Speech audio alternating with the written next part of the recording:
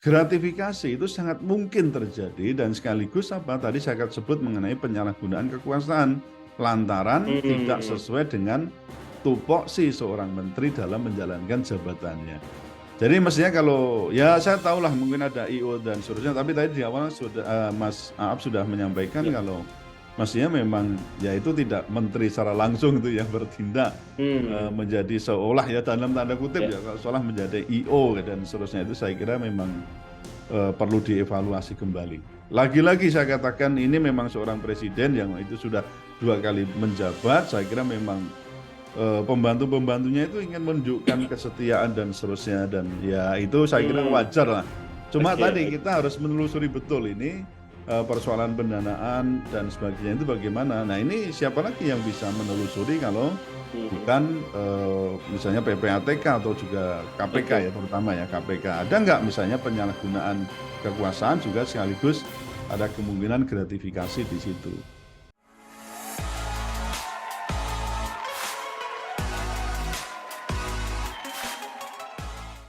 Assalamualaikum warahmatullahi wabarakatuh, Puan dan Tuan. Kembali lagi di segmen Tanya Profesor di satu-satunya channel yang radikal, ramah terdidik dan berakal, channelnya Prof. Suteki. Dan seperti biasa di samping saya sudah hadir Profesor Suteki. Assalamualaikum, Prof. Suteki. Waalaikumsalam warahmatullahi wabarakatuh. Ya, sehat, Prof? Alhamdulillah, sehat, Mas. Kemarin nggak kondangan, Prof? Lah, saya tidak diundang. Kalau diundang, nggak kewajiban diundang. seorang muslim ya hadir ya. Baik ya. Iya, Prof. Suteki, menyinggung tentang undangan, kita mau membicarakan terkait dengan pernikahan anaknya Pak Jokowi, ya, Mas Kaisang ini, yang menuai banyak kritik bukan karena pernikahannya, tapi keterlibatan banyak pejabatnya. Ini Prof yang lagi rame hari-hari ini, akhir-akhir ini. Jadi mulai dari persiapan, Prof. Persiapan hajat akbar tersebut sampai-sampai para menteri di kabinet Jokowi juga ikut sibuk membantu nih, Prof. Mulai dari persiapan pernikahan sampai teknis pelaksanaan. Penyambutan kemarin juga banyak melibatkan banyak pihak dan ini banyak menuai kritikan, Prof. Ya. Kalau kemarin ketika kita bicara terkait dengan persiapannya, ya, persiapan pernikahan, dalam catatan Menteri Jokowi yang terlihat lalu lalang atau minimal pernah meninjau persiapan pernikahan Kaisang antara lain pertama Menteri Koordinator Kemaritiman dan Investasi Pak Luhut nih. Nah, beliau juga terlihat. Kemudian Menteri BUMN Erick Thohir, kemudian Menteri Investasi Pak Bahlil, dan Menteri Sekretaris Negara Pak Pratikno. Bahkan hingga Kapolri Jenderal Listio Sigit juga ikut terlibat ya. Ini menuai banyak kritikan, Prof. Dan yang ingin saya tanyakan pertama kali, apakah hal tersebut ini merupakan gambaran makin tergerusnya etika politik para penyelenggara negara, Prof? Kalau dalam pandangan jenengan seperti apa dalam hal ini? Ya, saya kembali ke persoalan kritik ya. Yang penting tidak ada penghinaan kan begitu. Kalau kritik itu boleh-boleh saja karena memang pejabat negara itu konsekuensinya ya harus siap untuk dikritik, ya, bahkan di demo gitu kan. Jadi itu saya kira sudah hal yang biasa. Nah, kalau kita lihat mulai dari persiapan itu terutama sampai kemudian pelaksanaannya, ya memang sebenarnya wajar kalau ada pembantu-pembantu presiden itu kemudian membantu ketika presiden itu menyelenggarakan suatu perhelatan. Tapi kan ini sebenarnya adalah kegiatan pribadi ya, atau acara pribadi ya. Jadi tidak mestinya tersangkut langsung dengan persoalan kenegaraan. Memang betul ya, tampak sekali jika perhelatan pernikahan Kaisang dan Putri Erina Gudono ya, itu digelar dengan ya orang ya terbelah lah, ada yang mengatakan wah penuh nuansa politis ya tadi mulai dari persiapan itu, tapi juga ada yang menilai yang lain dan itu saya kira hal yang biasa. Dan mungkin dapat disebut juga ya resepsi pernikahan politis gitu ya. Ada yang mengatakan begitu ya. Karena banyak pejabat tinggi negara yang mengatur langsung ya event pribadi dan bukan event negara itu. Ya. Tidak ada negara mantu kan nggak ada. Yang ada kan Jokowi mantu kan begitu. Nah kebetulan memang Pak Jokowi itu sekarang menjabat sebagai presiden dan bahkan sudah 2 kali periode ini. Tadi saya katakan tidak ada itu negara mantu. Jadi benar kalau ada yang menilai bahwa acara ini tidak sesuai dengan yang disebut, ya ada persoalan etika politik. Karena apa? Berpotensi terjadinya, bisa jadi namanya gratifikasi politik, kemudian penyalahgunaan kekuasaan untuk kepentingan pribadi atau kepentingan golongan. Karena memang kita lihat dari sisi pengamanan dan seterusnya itu kayaknya tidak jauh berbeda dengan pengamanan yang ada di acara kemarin di Bali ya, G20. Itu tercatat ada 13.000 personel, kalau sekarang itu ada laporan yang menyatakan itu ada sekitar 10.000 sekian personel yang dikerahkan itu. Luar biasa banyak sekali ya. Iya, Prof. Suteki, ini dalam hal pembedaan antara urusan private dan negara ya. Ini kesibukan menteri dalam mengurus acara anak presiden ini, apakah memang mereka itu nggak tahu gitu atau gimana dalam pandangan jenengan dalam membedakan antara urusan private dan negara ini? Ya, kita ini nanti dinilai minir terus, tapi memang warga negara itu berhak untuk menilai itu tadi. Iya. Jadi kalau dalam sistem pemerintahan saya kira memang harus ada ini ya, mesti ada pembeda yang jelas antara kepentingan pribadi dengan kepentingan negara. Misalnya kita ingat ada contoh ya bagaimana Amirul Mukminin ya ketika itu sahabat Umar bin Khattab ya kalau tidak salah ya, itu mematikan lampu rumah dinasnya ketika ia tidak sedang melayani tamu negara. Nah ini kan berarti apa? Dia mampu membedakan mana kepentingan pribadi keluarganya, mana kepentingan negara. Kalau sekarang ya mungkin tidak se-ekstrim itu ya, tapi itu tadi mana yang kepentingan pribadi dan keluarga dan kepentingan negara, mesti harus pejabat negara itu harus bisa membedakan secara baik.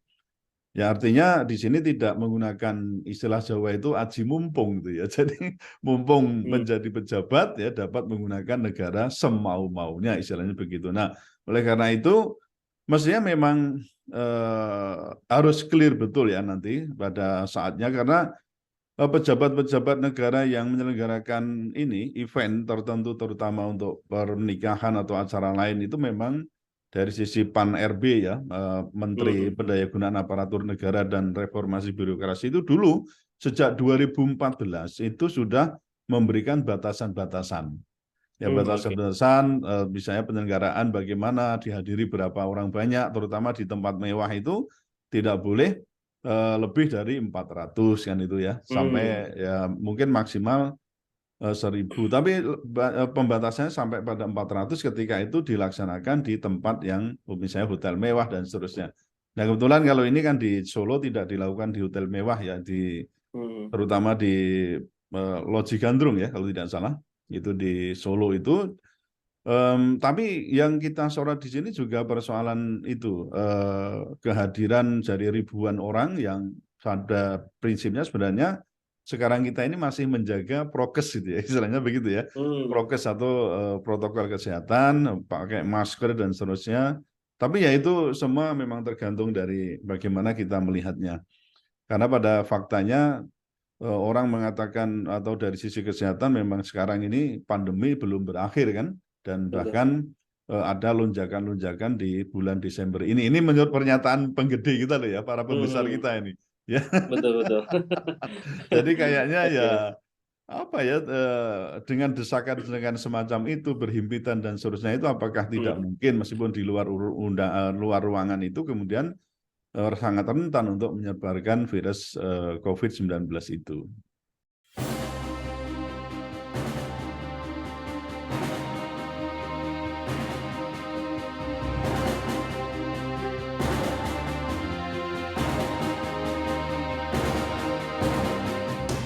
Oke, baik.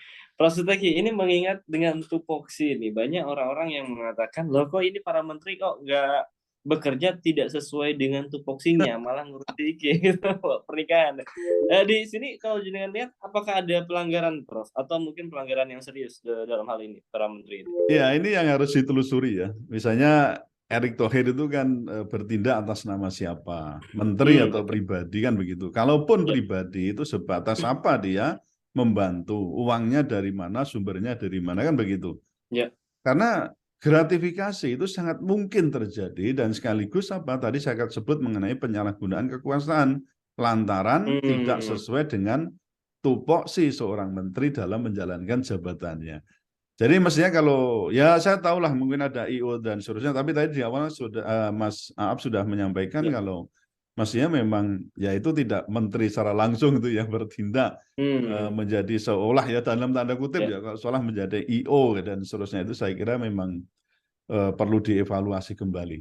Lagi-lagi saya katakan ini memang seorang presiden yang itu sudah 2 kali menjabat, saya kira memang pembantu-pembantunya itu ingin menunjukkan kesetiaan dan seterusnya dan ya itu saya kira wajar lah. Cuma tadi kita harus menelusuri betul ini persoalan pendanaan dan sebagainya itu bagaimana. Nah ini siapa lagi yang bisa menelusuri kalau bukan misalnya PPATK atau juga KPK ya terutama ya KPK. Ada nggak misalnya penyalahgunaan kekuasaan juga sekaligus ada kemungkinan gratifikasi di situ. Memang rentan lah Mas, ya, rentan. Cuma kita ini orang Jawa terutama itu ya wajar namanya presiden dibantu oleh ini lah. Karena memang dari sisi ini dulu ya, dari sisi riwayat sejarahnya soal gratifikasi, kemudian ada macam-macam itu kan kalau orang Jawa biasa itu seorang bawahan memberikan istilahnya gelondong pengareng-areng gitu ya. Jadi apakah itu apa berupa sumbangan, bantuan atau mungkin ya dalam tanda kutip ya itu istilahnya gratifikasi itu ya. Jadi hadiah kepada orang penguasa. Kalau Jawa mengatakan gelondong pengareng-areng, penny-penny rojo penny ya itu hal yang biasa. Jadi tapi itu tadi saya memang agak sulit ya mengatakan dalam ini karena kultur itu juga ternyata berpengaruh ya terhadap bagaimana persepsi kita terhadap penyalahgunaan kekuasaan juga termasuk tadi kalau ada unsur gratifikasi. Itu kultur 11-12 Mas. Antara hadiah kemudian gratifikasi. Ya sebagai hadiah artinya gratifikasi yang berindikasi suap itu memang beti lah ya saya katakan beda tipis. Maka di sini kalau memang mau jernih betul ya kita meniru seperti Umar bin Khattab itu. Ini urusan pribadi nggak usah menyelenggarakan dengan keterkaitan dengan kenegaraan. Kalau pengamanan ya wajar saja lah itu maksudnya. Kalau perlu ada pengamanan ya memang itu wajib karena kan apapun orang berkumpul banyak, polisi datang mengamankan atau TNI itu saya kira terutama polisi ya itu hal yang biasa. Cuma kalau secara berlebihan, nah itu yang kita harus tadi telusuri dari mana pendanaan karena mendatangkan ribuan personil itu bukan barang yang mudah ya gampang apalagi dengan peralatan tambah-tambah peralatan senjata militer dan seterusnya itu tentu membutuhkan biaya yang tinggi dan itu terkesan tadi yang mantu itu negara bukan Jokowi sebagai pribadi gitu loh. Baik ya. Nah ini tadi sempat disinggung sama Prof. Suteki. Pertanyaannya adalah apakah pelibatan para menteri dalam acara pernikahan pernikahan anaknya Pak Jokowi ini seolah Pak Jokowi itu apakah hendak menunjukkan siapa sih orang-orang di dekatnya di Pilpres 2004 mendatang? Gimana Prof? Motif politiknya ada nggak sih? Betul itu ya. 2 tahun menjelang pemilu itu kan terasa kita ini memasuki istilahnya itu tahun-tahun politik gitu ya. Event apapun itu bisa dikait-kaitkan dengan politik menjelang pemilu serentak nanti 2024 itu. Ketidakhadiran Surya Paloh misalnya jadi sindiran tersendiri ya toh. Beliau apakah berobat ke Jerman atau kemana saya tidak tahu persis, tapi yang jelas kemarin tidak hadir. Tapi Pak Anies saya kira hadir ya kemarin ya. Saya lihat ada komentar dan foto-fotonya beredar itu menjadi pusat perhatian juga di perhelatan kemarin itu. Nah rezim ini tampaknya ini ya masih berusaha untuk melanggengkan kekuasaannya dengan berbagai cara ya event yang dapat dipakai itu sebagai ajang untuk tadi ajang unjuk kekuasaan sekaligus mengokohkan jaringan, jalinan, kelindan ya berbagai unsur kekuasaan termasuk tadi para menteri, orpol, ormas, relawan dan seterusnya itu. Nah, siapa yang dianggap dekat dan yang akan direkrut dalam kekuasaan berikutnya itu tampaknya akan ditampilkan ya dalam perhelatan apapun sebenarnya termasuk perhelatan ini. Nah, bagaimana dengan orang-orang yang berseberangan misalnya apakah tadi saya katakan Surya Paloh diundang apa tidak ya saya nggak tahu saya belum tanya Pak Surya Paloh itu ya mungkin diundang lah ya Anies diundang ya tapi Ada yang mengatakan, wah ini Anies sudah mewakili Pak Surya Paloh, itu katanya begitu ya. Netizen itu memang pinter-pinter kalau komentar itu ya. Nah, ya kita lihat tadi saya katakan memang evaluasi itu penting ya. Evaluasi itu penting untuk dilakukan. Apakah ini ada kaitan dengan pemilu? Tadi saya katakan apapun itu bisa dikait-kaitkan. Jadi ajang yang mestinya sifatnya sosial belaka biasa gitu, bahkan keagamaan, itu kemudian dikaitkan dengan persoalan politik karena memang kita ini di tahun-tahun politik itu. Ya, betul. Oke. Oke, terakhir Prof. Ini Prof. Ini kan personil pengamanannya itu katanya dikabarkan 10.000 lebih, Prof. Dan banyak orang mulai mempersoalkan ini anggarannya terlalu mewah katanya di tengah banyak bencana itu. Bagaimana perspektif Prof. Suteki terkait dengan persoalan ini, Prof?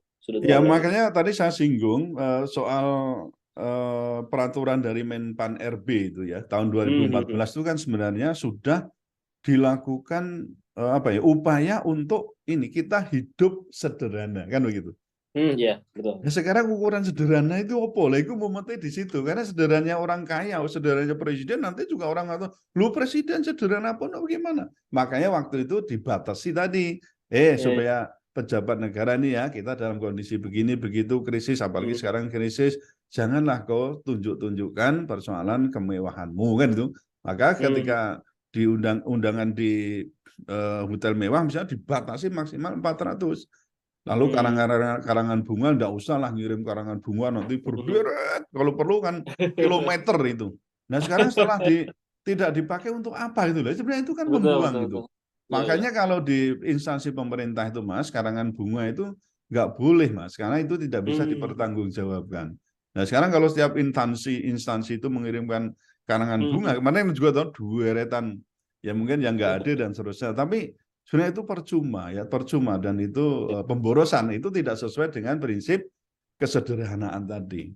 Nah terkait dengan Mas yang tanyakan tadi kan saya juga mendengar begitu ya, sebenarnya wajar jika ada pengamanan, tetapi tidak perlu semacam show of force gitu lah ya, kekuatan personel dan persenjataan. Lebih baik apa? Kalau saya sih kayak ya di Amerika itu ya lebih baik menggunakan pengamanan secara intelijen ya. Tapi intinya itu senyap ya, tetapi tidak kecolongan.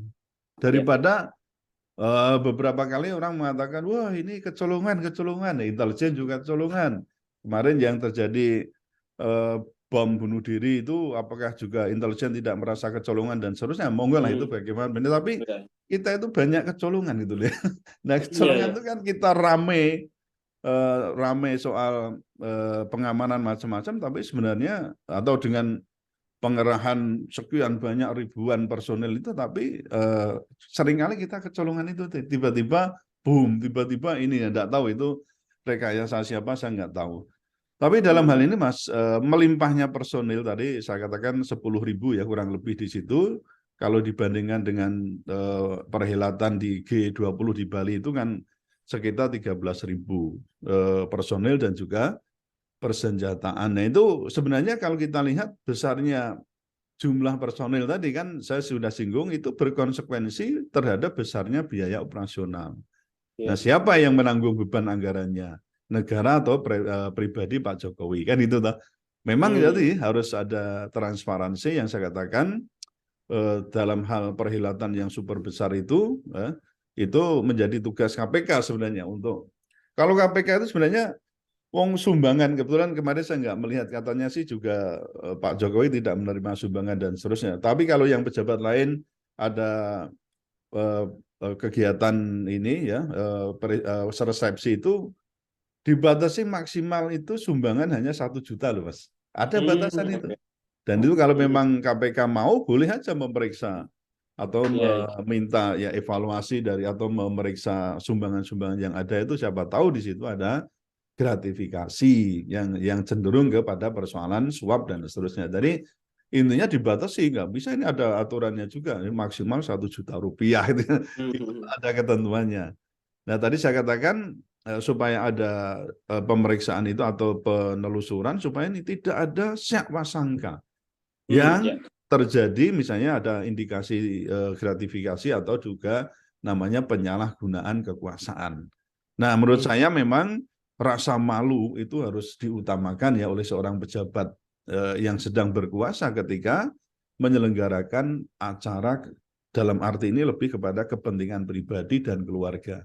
Nah, disinilah betul-betul seorang pejabat negara kita harus paham betul mana etika politik yang ada, dan kita sudah beberapa kali membicarakan bahwa kita punya loh TAP MPR tentang etika kehidupan berbangsa, yaitu TAP MPR nomor 6 tahun 2001. Nah, itu jadi memang harus pandai-pandai begitu seorang pejabat negara tadi, meskipun kecil ya.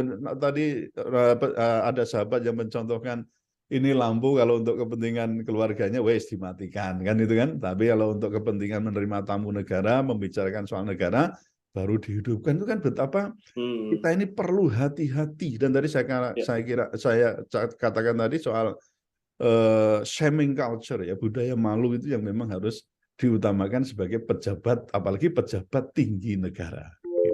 Oke. Baik, ya terima kasih Prof. Suteki atas jawaban-jawaban yang luar biasanya dalam hal pernikahan yang lumayan mewah ya dari Ya, tapi saya ucapkan selamatlah kepada keluarga beliau dan juga kepada Kaisang dan Erina ya, semoga dapat menempuh keluarga baru dan hidup baru ya, menjadi yang lebih berbahagia dan menjadi pemimpin ke depan yang lebih baik kan, itu kan bisa memberikan keturunan-keturunan yang sakinah mawadah, keturunan yang solehah atau solehan begitu kan. Nah, ke depan siapa lagi kalau bukan ya termasuk keturunan saya, keturunan Mas Aab tadi, ke depan harus bisa memperbaiki negeri ini menjadi lebih sempurna, lebih baik ya, mendekati negara yang baldatun thayyibatun wa rabbun ghafur. Baik, luar biasa ya.